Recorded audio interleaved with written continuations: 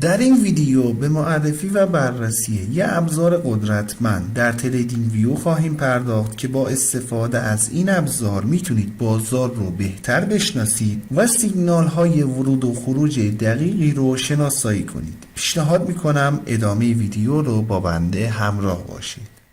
سلام، من علیرضا هستم و اینجا کانال گلدن تریدینگ سیستم. خیلی خوش اومدین به یه ویدیو دیگه از سری آموزش اندیکاتور و استراتژی های معاملاتی تریدینگ ویو. اندیکاتوری که در تصویر مشاهده میکنید یه ابزار پیشرفته و نوین برای تحلیل روند هست که به طور ویژه برای کمک به معامله‌گران در تشخیص روندهای قوی، قدرت اونها و همچنین شناسایی نقاط حمایت و مقاومت دینامیک طراحی شده. اصلی ترین جزء اندیکاتور این خط هست که بهش تو پول لاین گفته میشه و به رنگ های سبز و قرمز و زرد نمایش داده میشه. این خط به رنگ سبز باشه نشون دهنده یه روند و مومنتوم صعودی هست. این خط به رنگ قرمز باشه نشون دهنده یه روند و مومنتوم نزولی خواهد بود. هنگامی که این خط به رنگ زرد نمایش داده بشه نشون دهنده دوره های بلا تکلیفی در بازار هست که بهتون کمک میکنه بازگشت های احتمالی یا دوره های تثبیت بازار رو شناسایی کنید. اگه پس از اینکه این خط به رنگ زرد نمایش داده شد تغییر رنگ از قرمز به سبز یا حالا بالعکس رو داشتیم، نشون دهنده ی بازگشت احتمالی روند هست. در غیر این صورت هنگامی که تغییر رنگ از سبز به سبز یا حالا مثل این قسمت تغییر رنگ از قرمز به قرمز رو داشته باشیم، نشون میده که در یک فاز تثبیت یا اصلاحی قرار داشتیم و حالا قیمت احتمال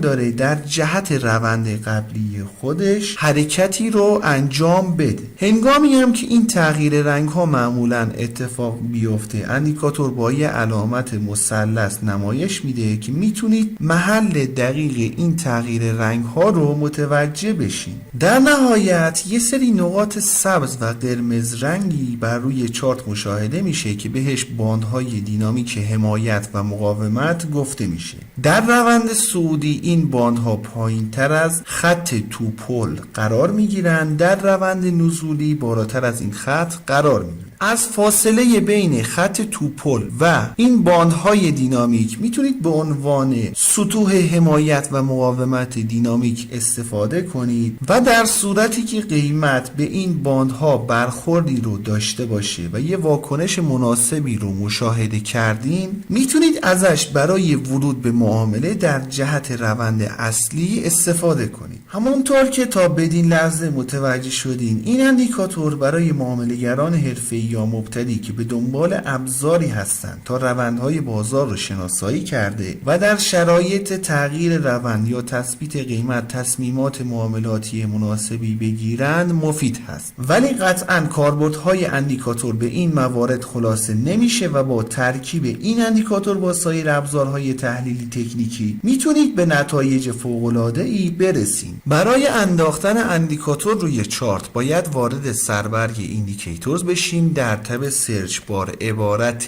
ترند فیلتر تو پول رو وارد کنیم. این اندیکاتور هست که توسط بیگ بلوگا طراحی شده. این اندیکاتور دوستان حدوداً 2 روز قبل از زمان ضبط این ویدیو معرفی شده و در همین مدت زمان کوتاه حدود 1395 نفر دارن از اندیکاتور استفاده میکنند که نشون دهنده پتانسیل های بالای اندیکاتور هست. اجازه بدین گریز کوتاهی هم به قسمت تنظیمات اندیکاتور داشته باشیم. برای اینکه بتونیم تنظیمات مناسبی رو تعیین کنیم نیاز هست که با عملکرد اندیکاتور آشنایی جزئی داشته باشیم. ببینید دوستان، اندیکاتور از یه فیلتر 2 قطبی استفاده میکنه که در مقایسه با میانگین‌های متحرک ساده خروجی دقیق‌تر و پاسخگوتری رو ارائه میده. حالا 2 گزینه اول مربوط به فیلتر 2 قطبی هست که بر روی خط تو پول تاثیر میذاره. اعداد بالاتر باعث میشه که روند رو اندیکاتور در بلند مدت شناسایی کنه. اعداد پایینتر حساسیت اندیکاتور رو نسبت به نوسانات قیمتی بالاتر برده و روند رو اندیکاتور در کوتاه مدت شناسایی میکنه. گزینه رایزینگ اند فالینگ مربوط به پریود این باندها هست و تقریبا محاسبات یکسانی رو با خط توپل داره. به فرض مثال اگه پریود این گزینه رو بر روی 1 قرار بدیم، تقریبا عملکرد باندها میشه مثل خط توپل، ولی اگه اعداد بالاتری قرار داده بشه